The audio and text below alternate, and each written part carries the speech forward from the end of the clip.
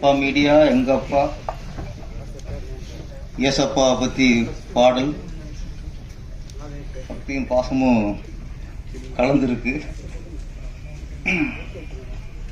ஒரு சிறப்பு என்னன்னா, இயேசு பற்றி பாட்டு பாடினாங்க. ஒருத்தர் வந்து அயலாடி சூரிய வந்து பரிசா கொடுத்துட்டார். நமக்கு எல்லாம் எம்மதமும் சம்மதம் தான்.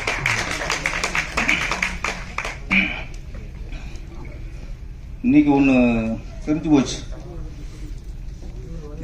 தமிழ் திரையுலகில் ஒட்டுமொத்த காமெடி நடிகர்களோட கண்ட்ரோலும் நம்ம பிஆர்ஓ கோவிந்தராஜ் கையில் தான் இருக்கு. அவரை பழச்சிக்கிட்டா அவர் இனிமேல் காமெடி பண்ண எடுக்க முடியாதுமா. இந்த வராது வடிவேலு, சந்தானம், சூரி, ஏன்னா ஹீரோ ஆகிட்டாங்க. ஏன்னா அவங்க கொண்டாந்து உட்கார வச்சிருப்பாரு. கோவிந்தராஜ் சார், பாதி திரையுலகத்தை கையில் வச்சிருக்கீங்க. சரி, இந்த விழாவுக்கு மிக சிறப்பு, சரியான சிறப்பு அப்படிங்கிறது நம்ம இயக்குனர், எங்களுக்கெல்லாம் ஆசான் பார்க்கல சார் அவர் வந்தது. அவரோட ஆசீர்வாதம் வந்து நம்ம லக்ஷனாவுக்கு அப்பாவோட ஆசீர்வாதம் மாதிரி, ஏசப்போட ஆசீர்வாதம் மாதிரி.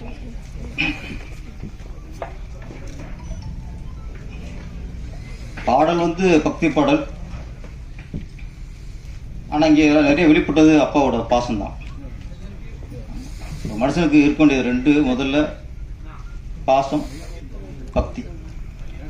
அது நம்ம இயேசு நினைச்சாலும் சரி, அல்லாஹ் நினைச்சாலும் சரி, இல்லை சிவன், முருகன், பிள்ளையார், யார் நினைச்சாலும் சரி, மனுஷனுக்கு பக்தி வேணும்.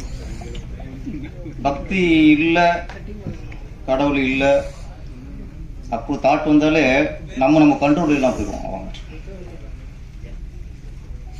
கடவுள் ஒருத்தர் இருக்காரு இல்லையோ, அவர் இருக்காருன்னு நம்ம நினைக்கணும். நம்ம தவறு செஞ்சா அவர் நம்மளை தண்டிப்பாருங்கிற நினைப்பு வரணும்.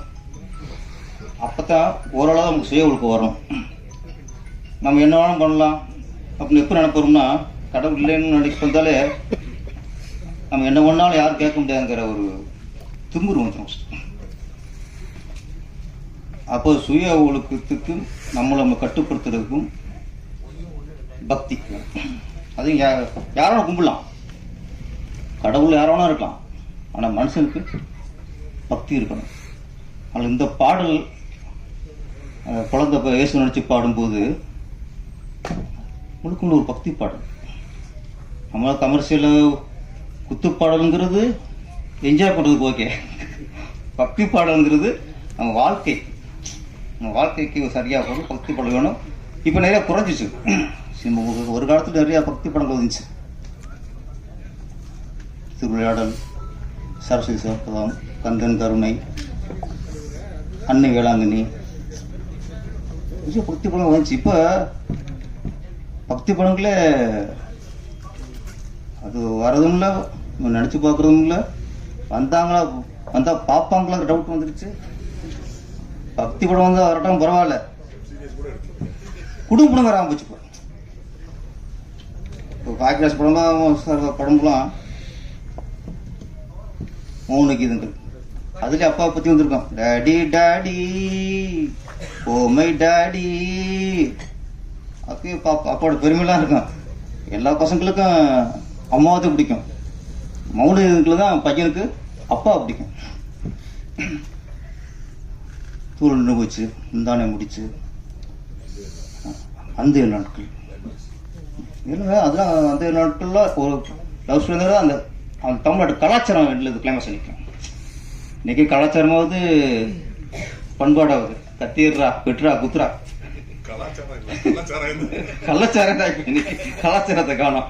ஆமாம், ஏன்னா இந்த மாதிரி பக்தி பாடலில் பார்க்கும்போது ஒரு இன்னைக்கு ஒரு ஆறுதலாக இருக்கு, ரொம்ப ஒரு ஆறுதலாக இருக்கு. எங்கள் அப்பா அப்படிங்கும்போது எல்லாருக்குமே இப்போ இங்கே வந்தோடனே அவங்கவுங்களுக்கு கண்டிப்பாக அவங்க அப்பா ஞாபகம் வந்துருக்கும். அப்போ எனக்கு வரணும்ல, நம்ம உதவிக்கு நேரம் தான். அப்போ எதுவும் கேட்க முடியாதுங்க. அப்பா ரைட்டர் ஆகிட்டோம், சம்பாதிச்சோம், அப்பாவது கேட்டுக்கலாம். நான் கேட்பேன் ஏதாவது வேணும் அப்பா வாங்கிட்டு வர மாட்டேன். இது வரைக்கும் அவர் எதுவுமே ஒன்று வேணாம் சொன்னார்.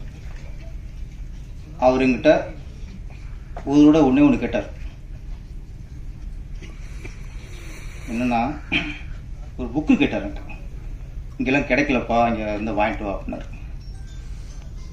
அதான் ஃபஸ்ட் விஷயம் அவர்கிட்ட கேட்டது. அது என்ன புக்குனா பாக்கிய வாரது இல்லை, பாக்கியரசு வந்து கேள்விப்பதில்னு ஒரு பகுதி இருக்கும். அது பல தூக்கம் வந்துச்சு. அந்த தூக்கம் எல்லாத்தையும் வாங்கிட்டு சொன்னார். அது ஒன்று தான் எங்கள் அப்பா என்கிட்ட கேட்டது. அது சாருக்கான்னு சொல்ல, சார் தனியாக அதை சொல்லியிருக்கேன். நான் எனக்கு தெரிஞ்சு அவர் என்கிட்ட கேட்டது இது ஒன்று தான். அப்போ பாக்கியரசு மூலியமாக எங்கள் அப்பாவுக்கு நான் பெரிய கடமை அந்த புக்கை வாங்கி கொடுத்தது தான். அப்புறம் நான் உதவி இயக்குனராக ட்ரை பண்ணி இங்கே குருநாதர் ராமநாத சார்கிட்ட சேர்ந்துட்டேன். அசிஸ்டண்ட்டாக சேர்ந்து அந்த படத்துக்கு முதல்ல ஒரு சம்பளம் கொடுத்தாங்க. சம்பளம் வாங்கணுன்னா அதை செலவு பண்ணாமல் நேரம் எங்கள் அப்பாட்ட அந்த பணத்தை கொடுத்தேன். வாங்கிட்டு அதுக்கப்புறம் பார்த்தா அடுத்த போகும்போது அந்த பணத்துக்கு ஒரு மோதிரத்தை வாங்கி ஒரு கையில் போட்டுக்கிட்டார். அந்த பணம் தங்க மோதிரம் வாங்க முடியாது, அது வெள்ளி மோதிரம் வாங்க முடியுமா? அதனால் ஒரு வெள்ளி மோதிரத்தை வாங்கி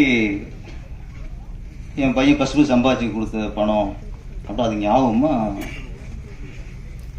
வெள்ளி மோதிரம் போட்டார். இது நடந்து 20 நிமிஷம் இருக்கும். இன்றைக்கி எங்கள் அப்பாவுக்குள்ள அந்த மோதிரம் இருக்கு. இப்போ ஒரு 2-3 மாதம் எங்கள் அப்பாவுக்கு ஒரு ஆப்ரேஷன், கால் கொஞ்சம் ஃப்ராக்சர் ஆகி ஆப்ரேஷனு அட்டன் போட்டோம். இப்போ ஆப்ரேஷன் தேட்டருக்கு கூட்டி போனோம். எல்லாம் வந்துட்டாங்க, டாக்டர் வந்துட்டாங்க, நர்ஸ்லாம் வந்துட்டாங்க. அந்த ஆப்ரேஷன் அந்த காஸ்டியூம்லாம் போட்டாச்சு. இப்போ அவங்க ஏதாவது நகை கொடுத்தாலும் அதெல்லாம் வாட்ச் எல்லாத்தையும் கழட்டிடுங்க. அவர்கிட்ட வாட்சில் ஒன்றும் இல்லை, ஒரு உத்தாச்சி போட்டு தூங்கிச்சுக்கலாம். அதை அந்த கயத்தை கழட்டினாங்க. அதுக்கப்புறம் அவர் கையில் இருந்தது இந்த வெள்ளி மோதிரம் தான். அதை அவரே கழட்டி எனக்கு கொடுக்குறாரு. பத்திரமா வச்சுருப்பா, வந்துடும் வாங்கிட்டேன்ட்டு. அதை வாங்கிட்டு அதுக்கப்புறம் ஆப்ரேஷன் தட்டுக்கு உள்ளே போனதுக்கப்புறம் உள்ள ஆப்ரேஷன் நடக்குது. அந்த வெள்ளி மோதிரத்தை பார்த்தோன்னா நம்மளுக்கு கொஞ்சம் கண் கலெக்ஷன். நம்ம எப்போ கொடுத்தது இன்னும் அது ஒரு ஞாபகமாக இன்றைக்கி அதை போட்டுருக்காருங்கிறது. அப்போ நம்ம அவர் மேலே வச்ச பாசத்தை விட அவர் மேலே நம்ம என் மேலே வச்ச பாசம் தான் அதை தெரிஞ்சுது. நான் சின்ன வயசில் நிறைய அடி வாங்கியிருக்கோம். சரியாக படத்துக்கு போவோம், செம்ம அடி வாங்கிடுவோம். நம்ம என்ன தப்பு பண்ணாலும் சரி, ஸ்கூலில் யாராவது அடிச்சுட்டா காலைல அடிப்போம், சாயந்தரம் அவங்க அடிபட்டவன் அப்பா அம்மா வந்துடுவாங்க, அண்ணே இந்த மாதிரி பையன் அடிச்சுட்டானே. அதுக்கப்புறம் அடி செம்ம அடி விடுவோம். அப்போலாம் ஒன்றும் தெரியும் அப்பா என்னடா அது ஒரு பயத்தில் அப்போ பார்ப்போம். அப்போ பாசத்தை நம்ம அப்பாவோட பாசத்தை சொன்னாங்கல்ல, அம்மாவோட பாசத்தை உணர்ந்துருவோம், அப்பப்போ உணர்ந்துருவோம். அப்பாவோட பாசத்தை உணர்றதுக்கு ஒரு காலம் வரும், நமக்கு ஒரு பக்குவப்படும். அப்போத்தான் நம்ம அப்பா பாசத்தை நம்ம உணர முடியும். அதனால சொன்னாங்க அம்மாவோட கண்ணீர் தெரியும், அம்மாவோட தியானங்கள் தெரியாது. ஏதோ ஒரு யூடியூப்பில் ஒரு பார்த்தேன். அம்மா உட்காந்து தோசை சுட்டு கொடுப்பாங்க. அது தோசை சுட்டு கொடுத்தோம்னா தோசை டேஸ்ட்டாக இருக்கும். அம்மா நல்லா தோசை சுட்டுருக்காங்க, பாட்டு விடுவாங்களே அம்மா சுட்டு தோசைன்ட்டு. அது மாதிரி அம்மா சுட்டது ருசி சாப்பிடுவோம். அவங்க சொன்னாங்கன்னா இந்த தோசை, அம்மா சுட்ட தோசை, அந்த தோசைக்கல் அந்த நெருப்பில் சூடாகி அந்த தோசைக்கல் தான் அப்போ அந்த தோசைக்கல்லோட சூடு நமக்கு தெரியாது, தோசையோட ருசி தான் தெரியும். அந்த மாதிரி அப்போட தியாகங்கள் நம்ம ஒரு காலத்தில் உணர்வோம். அது அம்மா அப்பா ஆகும்போது உணரப்படும். அதுவும் பெண் குழந்தை, ஆண் குழந்தை பார்த்தா அது அறவைப்பா, பெண் குழந்தை பார்த்தா தான் முழு அப்பா. அப்போ தான் நிறைய பேர் பெண் குழந்தை பார்த்தா தான் நிறைய பேர் முழுமை தானே அப்பா உணர்வாங்க. ரிஷி அவர்கள் லக்ஷணான்ற அழகான குழந்தைய பெற்று அது அழகாக ஒரு நல்ல ஒரு ஆர்டிஸ்டாக உருவாக்கியிருக்காப்புல. இந்த பாடலில் எல்லாம் சொன்னாங்க, இந்த லிப்ஸிங்கிட்டு அது மாதிரி பெரிய ஆர்டிஸ்டே இதை திணறுவாங்க. குழந்தை நல்லா லிப்ஸிங்கு நல்லா அந்த ஃபீல் எல்லாம் குழந்தை கொடுத்துருந்தது.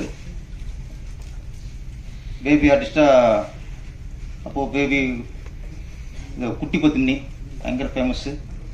அப்புறம் பேபி ஸ்ரீதேவி அவங்க ஃபஸ்ட்டு பேபியாக நடித்தாங்க. அப்புறம் தமிழில் நம்பர் 1 ஆகி, தெலுங்கில் நம்பர் 1 ஆகி, ஹிந்திலேயும் நம்பர் 1 ஆகிட்டாங்க. அப்புறம் நடிகை மீனா அவரும் பேபி ஆர்டிஸ்ட் தான். பேபி ஷாலினி அவங்க அப்புறம் ஹீரோயின் ஆகி அஜித்துக்கு ஒய்ஃப் ஆகிட்டாங்க. பேபி இந்திரா, பேபி ஷாம்லி, நிறைய ஆர்டிஸ்ட் நிறைய பேர் வாங்கினவங்க இருக்காங்க. நம்ம பேபி லக்ஷனாவும் ஒரு ஸ்ரீதேவி மாதிரி, ஒரு மீனா மாதிரி, ஒரு ஷாலினி மாதிரி பெரிய ஒரு நடிகையாக உருவாகணும். எப்போவுமே அப்பாவோட கனவுகள் இல்லை, அப்பாவோட லட்சியம் எங்கேயா மிஸ் ஆச்சுன்னா அந்த லட்சியத்தை தன் பிள்ளைகள் மூலமாக நிறைவேற்ற பார்ப்பாங்க. தான் நிறைவேற்ற முடியாத லட்சியம் பிள்ளைகள் வெற்றி அடைந்தால் தானே வெற்றி அடைஞ்ச மாதிரி அவங்க ஃபீல் பண்ணுவாங்க. தான் அப்பா நம்ம வெற்றி அடையணும்னு தோல்வி அடைக்க மாட்டாங்க. நம்ம பிள்ளை சாதிச்சிட்டானா அது தன்னோட வெற்றியாக நினைப்பாங்க. ரிச்சி சார் லக்ஷனோட வெற்றியாக, அவரோட வெற்றியாக கண்டிப்பாக நினைப்பார். படத்தோட இசையமைப்பாளர் சந்தோஷ் சாய்.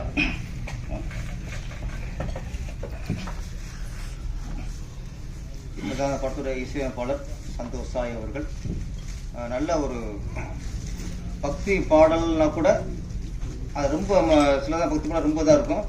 அழகாக ரசிக்கிற மாதிரி ஒரு ஜனரஞ்சமாக ஒரு ஃபீல் வர மாதிரி இசையமைச்சிருக்காப்புல. சந்தோஷ் சாய் அவருக்கு என்னுடைய வாழ்த்துக்கள். இன்னும் மிகப்பெரிய மியூசிக்